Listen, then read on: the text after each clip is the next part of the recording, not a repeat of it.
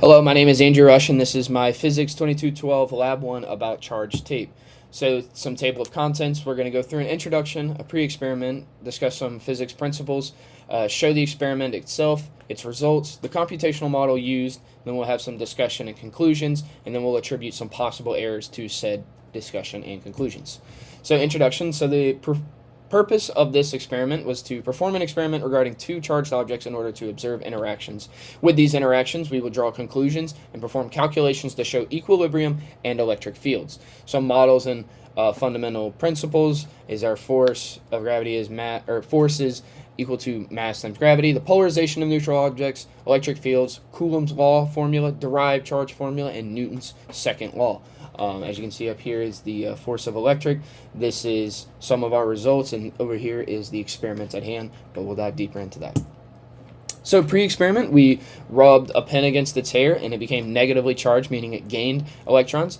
U-tapes repel one another and attract neutral objects. The U-tape attracts pen, and U-tapes become positively charged, meaning there is a loss of electrons. Some physics principles, as I mentioned before, but once again, we have the polarization of neutral objects, electric fields, Coulomb's law formula, derived charge formula, and Newton's second law.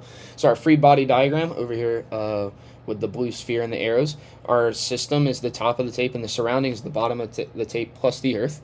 And our predictions is that the negatively charged U-tape will repel and it reaches equilibrium with gravity.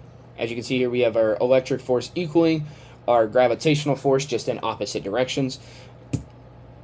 So moving into the actual experiment itself, we had two U-tapes made, one hanging and one below. Some of the constants that we had was our length of the tape was about 0.02 meters, width of the tape being the same. The area, the mass of the tape, our gravitational constant at 9.81 meters per second, our Coulomb's constant at about 9 times 10 to the 9th, and Newton meters squared over Coulomb squared. There is an atom area and then a number of atoms as well.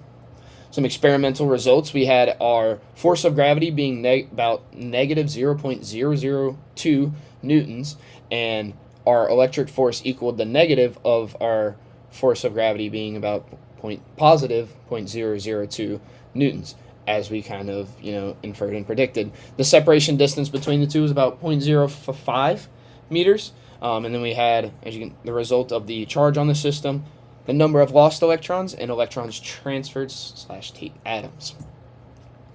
Moving into our computational model, over here we have the computational code. We had our initials, or our constants initialized. We had some objects created about particle 1 and particle 2. As you can see here, the two spheres. Then we calculated the force of gravity, and as we said, the electric force should be the opposite of our force of gravity. Some print statements that you can see over here. Then we calculated the charge, and we created the arrows shortly after.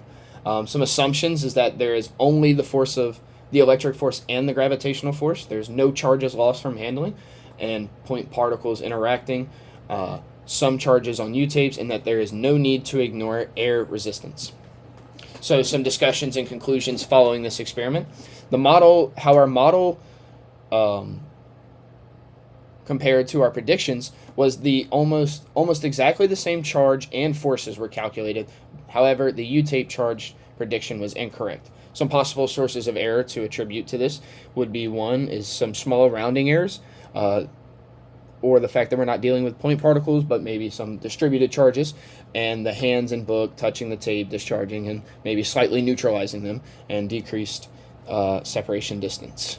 All of which could have been attributed to the error that we saw with the U-tape charge being incorrectly predicted. So what if, some things to provoke some thought, what if the electrons had positive charge and protons had negative charge? What does that change? What would change about the observations you made? Why is it important to handle charged tapes as little as possible? What happens when the charged tapes come into contact with your hands or other objects? This concludes my Lab 1 over charged tape for Physics 2212. Thank you all so much for watching.